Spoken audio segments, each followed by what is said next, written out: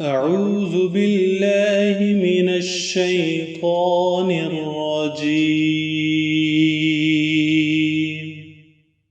بسم الله الرحمن الرحيم.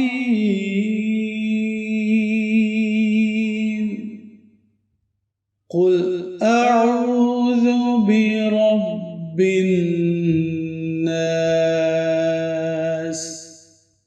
ملك الناس إله الناس من شر الوسواس الخناس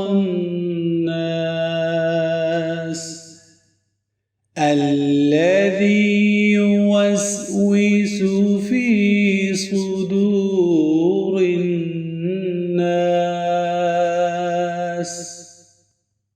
من الجنة والناس.